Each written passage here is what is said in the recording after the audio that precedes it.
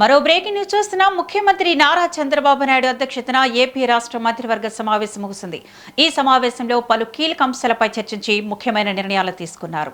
భోగాపురం అంతర్జాతీయ విమానాశ్రయం ప్రారంభోత్సవ ఏర్పాట్లపై చర్చించారు. రాష్ట్రంలోని వివిధ శాఖల్లో 3,168 ప్రభుత్వ ఉద్యోగాల భర్తీకి కేబినెట్ ఆమోదం తెలిపింది. వినికిడి లోపమున్న విద్యార్థుల కోసం బాపట్లలో ప్రత్యేక డిగ్రీ కళాశాల ఏర్పాటు చేయాలని నిర్ణయించారు. రానున్న గోదావరి పుష్కరాల బందోబస్తు ఏర్పాట్ల కోసం 50 కోట్లు మంజూరు చేయడానికి ఆమోదం తెలిపారు. ఏపీ మార్కెఫెడ్కు 300 కోట్ల రుణం పొందేందుకు రాష్ట్ర ప్రభుత్వం గ్యారంటీ ఇవ్వాలని కేబినెట్ నిర్ణయించింది. ప్రజా సంక్షేమం, ఉపాధి, విద్య, మౌలిక సదుపాయాల అభివృద్ధికి సంబంధించిన పలు అంశాలపై కూడా సమావేశంలో చర్చ జరిగినట్లు ప్రభుత్వ వర్గాలు వెల్లడించాయి. ఇక దీనిపై మరింత సమాచారాన్ని మా ప్రతినిధి శివరాజ్ అందిస్తారు. శివరాజ్, చెప్పండి.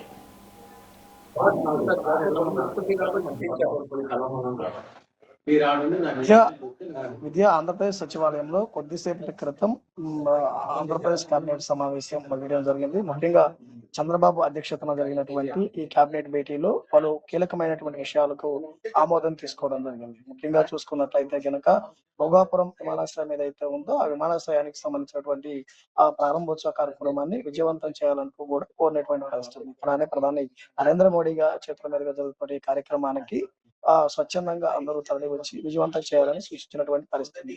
ఇంకా వారితో పాటు రాష్ట్రంలో జరుగుతున్నటువంటి అభివృద్ధి పనులపై కూడా చర్చించడం, వారితో పాటు 3,168 మంది ప్రభుత్వ ఉద్యోగులకు భర్తీకి కేబినెట్ ఆమోదం కలిగించడం జరిగింది. అలానే వినికిడి లోపం ఉన్న వారికి బాపట్లలో డిగ్రీ కాలేజ్ ఏర్పాటుకు ఆమోదము, గోదావరి పురస్కారాల బందోబస్తుకు 50 కోట్ల ఆమోదించడము, ఇక 300 కోట్ల రూపాయలు ఏపీ మార్కెట్ ఇవ్వడానికి గ్యారెంటీ కూడా ప్రకటించినటువంటి పరిస్థితి కూడా ఉండటం జరిగింది. అంటే ముఖ్యమైన కొన్ని నిర్ణయాలు తీసుకొని మంత్రివర్గం మొత్తం కూడా చర్చించినటువంటి పరిస్థితి ఉండడం జరిగింది. అలానే చూసుకున్నట్లయితే కనుక రాష్ట్రంలో ఈ 2 సంవత్సరాల కాలంలో జరిగినటువంటి అభివృద్ధిని ప్రజలకు వివరించడము, అలానే సంక్షేమ పథకాలు ప్రజలకు ఎలా వెళ్తున్నాయి ఏంటి అనేది కూడా ప్రతి ఒక్కరూ ప్రజలతో మమేకం కావాలని కూడా చంద్రబాబు చెప్పినటువంటి పరిస్థితి ఉండడం జరిగింది. అయితే ఎలినో ప్రభావం ఉన్న నేపథ్యంలో రైతులు అప్రమత్తంగా ఉండాలంటూ కూడా సూచనలు జారీ చేయాలంటూ కూడా చెప్పినటువంటి పరిస్థితి కూడా ఉండడం జరిగింది.